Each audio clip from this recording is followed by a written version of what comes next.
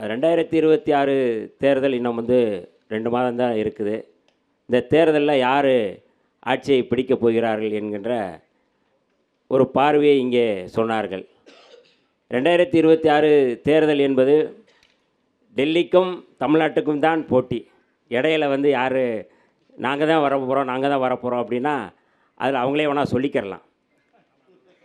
தம்பி பேசும்போது, நம்முடைய தம்பி லயலமணி பேசும்போது சொன்னார், கட்சி ஆரம்பிக்கணும்னு சொன்னார், ஆரம்பித்தார், பொறுப்புகள் போடணும்னு சொன்னார், பொறுப்புகளை போட்டார், நிர்வாகிகளை போட்டார், எல்லாம் போட்டார், சொன்னதை செஞ்சாருன்னாரு. அந்த ஜனநாயகன் வெளிவரும் சொன்னார், வெளிவந்ததா? முதல்ல அதாவது கோடி கணக்கில் போட்டு படம் எடுத்துருக்குறாங்க. அந்த படத்துக்கே வந்து நீங்கள் வந்து படத்தையே வெளியிட முடியல, அதுக்கே திணறிக்கிட்டு இருக்கீங்க, அதுக்கே முக்கிக்கிட்டு இருக்கீங்க. அப்புறம் எப்படி நீங்கள் வந்து ஆட்சி பிடிக்க போகிறீங்க? எனக்கு அது தெரியல. அது என்ன வந்து தெரில. அதற்கு அதாவது ஜனநாயகன் வெளியில் வரணும்னு சொன்னதும் விடுதலை சிறுத்தைகள் தான். தணிக்கைத்துறையை கண்டித்து பாஜகவை கண்டித்து நாங்கள் பேசுகிறோம். பாஜகவை கண்டித்து தாவேக்கா அல்லது அண்ணன் விஜய் அவர்கள் சொல்கிறீங்களா, அவர் வந்து பாஜகவை கண்டித்து ஏதாவது பேசியிருக்கிறாங்களா? இந்த படத்தை வெளியிட தடை விதிக்கிறாங்க, அதுக்கு பின்னாடி இருக்கிறாங்கன்னு சொல்லி உங்களால் சொல்ல துணிவு இருக்கா? எதுவுமே இல்லை. ஆனால் சும்மா வந்து நாங்கள் வந்து ஆட்சியை பிடிப்போம், படத்துக்காக பேசினா என்ன சொல்லுவீங்க? பாருங்க, அவருக்கு படம் தான் முக்கியம், அவர் மற்றதை பேச மாட்டேன்றாரு, அவரோட தொழிலுக்காக அவர் கொஞ்சம் முனைப்பாக இருக்காருன்னு சொல்லுவீங்க. எது முக்கியம் இல்லை எது முக்கியம் அப்படிங்கிறது வந்து அவர் வந்து இதுதான் கடைசி படம்னு சொல்கிறாரு. தொண்டர்கள் பூரா, ரசிகர்கள் பூரா இன்னும் எதிர்பார்ப்பில் இருக்காங்க. அப்போ இந்த பின்னணியிலேருந்து அவர் சொன்னதை செய்யலைங்கிறதுக்காக சொல்கிறோம் நம்ம. இப்போ வந்து நம்முடைய காமேஷ் அவர்கள் சொன்னார், ஊழலை நாங்கள் ஒழிக்க போகிறோம்னு சொல்லி சொல்கிறாரு. செங்கோட்டையன் வந்து 1991 96 வரை வந்து அவர் அமைச்சராக இருந்தார். அதிமுக ஆட்சியில் ஜெயலலிதா அம்மையார் கூட இருக்கும்போது அவர் வந்து இருந்தார். ஜீவா போக்குவரத்து கழகம், அந்த போக்குவரத்து கழகத்தில் உதிரி பாகங்களை இறக்குமதி செஞ்சதுக்காக அவர் மீது வந்து ஊழல் வழக்கு போடப்பட்டது, தண்டனையும் கொடுக்கப்பட்டது. 2001 அவர் வந்து தேர்தல் நிற்கலை. அப்படிப்பட்ட செங்கோட்டையனை வச்சு தான் ஊழலை ஒழிக்க போகிறாங்க. எப்படி பாருங்கள். அது மட்டும் இல்லை, இவர் வந்து இங்கிலாந்துலேருந்து ஒரு ரோல்ஸ் ராயா அந்த காரு இறக்குமதி செஞ்சார். வெறும் வந்து 1 கோடி ரூபா வந்து வரி ஏய்ப்பு, வரி கட்டணம், நுழைவு வரி கட்டணம். அந்த வரியை கூட கட்டாமல் ஏமாற்றியவர், ஃபோர்ஜரி செய்தவர் விஜய். கட்டுவதற்கு உங்களுக்கு வந்து தகுதி இருக்கா? உங்களுக்கு வந்து அதை கூட நீங்கள் வந்து ஒரு 1 கோடி ரூபா மக்களுக்கு, அதை வந்து நீதிபதி சுப்பிரமணியன் சொல்கிறாரு, இது வந்து தேச விரோதம் சொல்கிறாரு. உங்களுக்கு வந்து உண்மையாக வந்து உங்களுக்கு வந்து சூடு சொரணை இருந்தால் அது 1 கோடியாக கட்டியிருப்பீங்களா இல்லையா? என்னங்க நீங்கள் என்னத்தை மாற்றத்தை நீங்கள் கொண்டு வர போகிறீங்க? எதை கொண்டு வர போகிறீங்க? அது மட்டும் இல்லை, நீங்கள் வந்து புலி படத்தில் வருமானம், அதாவது வந்து நீங்கள் வந்து வருமானத்தை வந்து மறைச்சி சொன்னதாக சொல்லி ஒரு வழக்கு, அந்த வழக்கில் வந்து 1.5 கோடி ரூபா வரி தண்டனை விதிச்சிருக்கிறாங்க, அபராதம் விதிச்சிருக்கிறாங்க. அதை நீங்கள் கட்டினீங்களா? மேல்முறையீடு போகிறீங்க. ஏங்க நீங்கள் வந்து முதல்ல வந்து ஒரு ஒழுக்கம் இருக்கணும், ஒரு நேர்மை இருக்கணும். நீங்கள் வந்து நான் வந்து இந்த துறையில் இந்த டிபார்ட்மெண்ட்டில் இருக்கிறேன், இதில் நான் தெளிவாக இருக்கிறேன், இதில் வந்து நான் வந்து எனக்கு எந்த அப்பல் கற்று இருக்கிறேன் அப்படின்னு சொல்லி சொல்லுங்கள். ஏதாவது ஒன்று சொல்ல முடியுமா? உங்களிடமிருந்து முதல்ல மாற்றம் வரணும். முதலில் நீங்கள் செய்ய வேண்டியது அந்த பணத்தை கட்டுங்க, அப்புறம் நீங்கள் பேசுங்க. தம்பி மணி வந்து சினிமா கூட்டிருந்தேன் அப்படிங்கிறத நிரூபிச்சிட்டாரு, விசில் அடித்தான் கூட்டிருந்தேன் அப்படிங்கிறத நிரூபிச்சிட்டாரு. நன்றி தம்பி. ஏதோ 2-3 பாடலாம் சொல்லி இதெல்லாம் தமிழ் தேசியத்தில் வருதா திராவிடத்தில் வருதான்னு கேட்டார். இந்த தொட்டப்பேட்டா ரோட்டு மேலே முட்டை போராட்டா அது எங்கே இருக்குதுன்னு, அதை ஏதாவது அங்கே எங்கேருந்து வருதோ அதை வந்து சொன்னீங்கன்னா நாங்களும் தெரிஞ்சுக்கிடுவோம். சினிமாவில் வந்து அட்டகத்தியாக இருந்து நீங்கள் வந்து சினிமாவில் வந்து கிளைமாக்ஸு என்ன வேணாலும் நீங்கள் பல்ட்டி அடிக்கலாம், உருளலாம், என்ன வேணாலும் பேசலாம். ஆனால் ஒரு அரசியல் மாற்றத்தை உருவாக்கணும்னா அதுக்கு வந்து ஒரு அமைப்பு வேணும். அமைப்பில் இருக்கிற தோழர்களுக்கு வந்து மிக முக்கியமாக வந்து கோட்பாட்டு புரிதல் வேணும். ஆனால் நான் இப்போ வந்து தாவேக்கா சார்பாக பேசுகிற மணி அவர்களோ இல்லை தாவேக்காவில் இருக்கிற நண்பர்கள்ட்டே நான் ஒரு சவால் விடுறேன். அந்த சவால் சரியில்லைன்னா நான் இந்த மேடை விட்டிடுறேன். இப்போ உங்களுடைய தலைவர் நீங்கள் சொல்கிறீங்க விஜய் அண்ணா, அவருடைய ட்விட்டர் பேஜில் பாருங்கள், ஆக்டர் விஜய்ன்னு தான் போடுறாரு. அவர் வந்து தலைவர் அப்படிங்கிறத அவரே விரும்பலை, அல்லது அவரே வந்து அதை வந்து விரும்பலை. அப்போ ஆக்டர் விஜய் வேற அக்கௌண்ட் வச்சிருக்காரு. இல்லை அதை மாற்றணுமா இல்லையா? அதாவது அக்கௌண்ட்டுங்கிறது நீங்கள் அஃபிஷியல் பேஜுங்கிறது வேறு. இப்போ சொன்னார் இவர் நம்முடைய காமேஷ் சொல்கிறாரு, பைக்கு வீடு சம்மந்தமாக பேசுகிறாரு, அவருடைய ஆக்டர் விஜய் பேஜில் தான் இருக்குது. இப்போயும் பாருங்கள், விஜய் அவர்கள் என்ன மாற்றத்திற்காக இவர்கள் வந்து தொடங்கினாங்க கட்சி.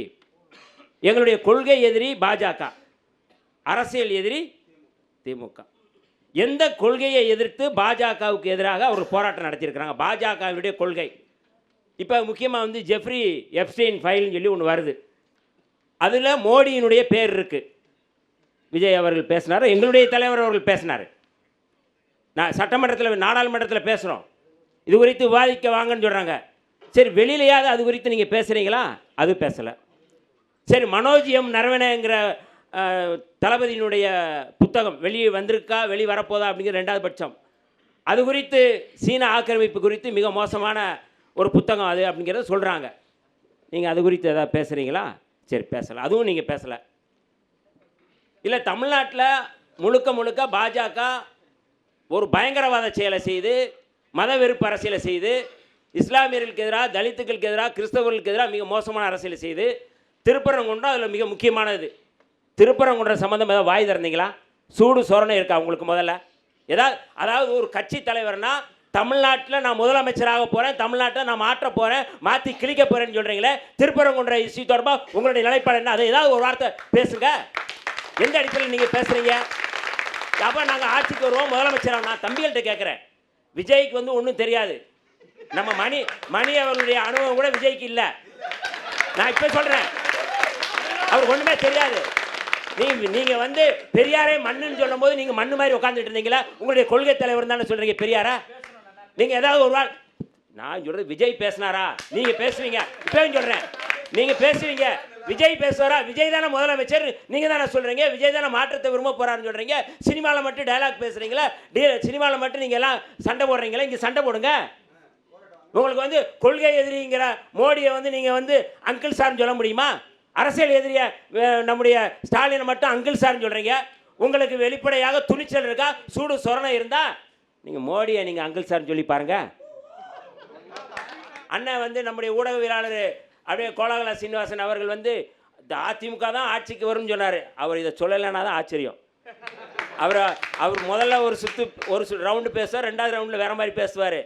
ஏனென்றால் பாஜக இருக்கிற அணிதான் வெல்லும் என்பதுதான் அவருடைய கருத்து. பாஜகவுக்கான ஆதரவாளர்கள் தான். நான் கேட்குற விஜய் வந்து உங்க ஓட்டு பூரா தான் விஜய் எடுக்கிறாராமே. இல்லை ஒன்றா நான் சொல்கிறேன், விஜய் வந்து அப்படியே கிறிஸ்தவர்கள் வாக்கெல்லாம் வருது அப்படின்னு சொல்லி சொல்கிறாரு. ஒரு பாதிரியாரை அடித்து துன்புறுத்தி வாயில் வந்து சாணத்தை ஊற்றி ஜெய் ஸ்ரீராம் முழக்கம் போட சொன்னாங்க. ஆர்எஸ்எஸ் பஜ்ரங் தள் அமைப்பு வாயை மூடிட்டு இருந்தாங்க. விஜய் இவர் தன்னை வந்து கிறிஸ்தவர்னு சொல்லிக்கிட்டதாக அதுக்காக ஓட்டு போடுவாங்களாம். இந்தியா முழுக்க நான் வந்து தம்பிகள்கிட்ட நான் முன்வைக்கிறேன், இந்தியா முழுக்க கிறிஸ்தவர்கள் மீது நடத்தப்படுகிற தாக்குதல், தேவாலயங்கள் மீது நடத்தப்படுகின்ற தாக்குதல், பள்ளிவாசல்கள் மீது நடத்தப்படுகின்ற தாக்குதல், தலித்துகள் மீது நடத்தப்படுகிற தாக்குதல்.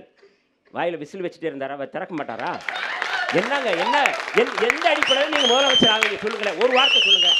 எதுக்காக நீங்கள் முதலமைச்சர் ஆவீங்க? எதை மாற்றுவதற்கு? இன்னைக்கு வந்து வெளிப்படையாக வந்து இஸ்லாமியருடைய வீடுகளை புல்டோசர் வச்சு இடிக்கிறாங்க. ஏதாவது ஒரு வார்த்தை நீங்கள் பேசியிருப்பீங்களா? நான் எப்படிங்க நீங்கள் சிறுபான்மை மக்கள் ஓட்டு எங்களுக்கு விழுகும் சொல்லுவீங்க? நீங்கள் நீங்கள் சர்வே எடுத்துன்னு சொல்கிறீங்களா? அண்ணன் நான் பத்திரிகையாளர் நான் கேட்குறேன், எந்த அடிப்படையில் சொல்லுவீங்க? இருங்க, அதுக்கு ஒரு காரணம் இருக்குது. இது எல்லாமே ஸ்ட்ராட்டஜி, இது எல்லாமே வந்து நீங்கள் கட்டமைப்பது.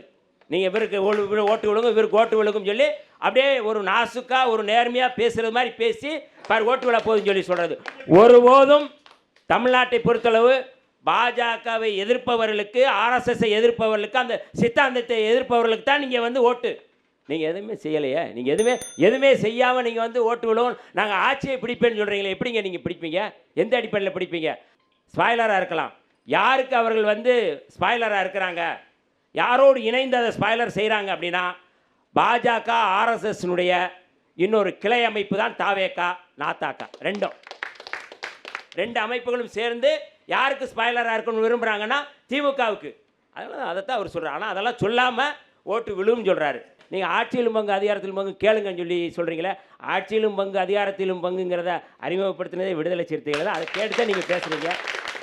நாங்கள் ஏதோ வந்து நாங்கள் பேசுகிறோம்ங்கிறது இது கோட்பாட்டு அடிப்படையில் நாங்கள் பேசுகிறது. இன்றைக்கி வேணும்னா நாங்கள் இன்றைக்கி கேட்க போகிறோம், நாளைக்கு வேணும் நான் கேட்க போகிறோம். எங்களுடைய உரிமை அது. எப்போ கேட்போம் எங்களுக்கு நீங்கள் சொல்லாதீங்க. ஏன்னா நீங்கள் உங்களுக்கு வர்றவங்க நீங்கள் ஆட்சியிலும் பங்கு அதிகாரத்திலும் பங்கு சொன்ன பிறகு யாருமே வந்து சீண்டலையே உங்களை? யாராவது வந்து நின்னாங்களா? யாராவது பேசினாங்களா? கட்டாயம் 26 தேர்தல் என்பது திராவிட முன்னேற்ற கழகத்தின் தலைமையிலான அணி வெல்லும் என்பதில் எந்த மாற்று கருத்தும் இல்லை. நன்றி, வணக்கம்.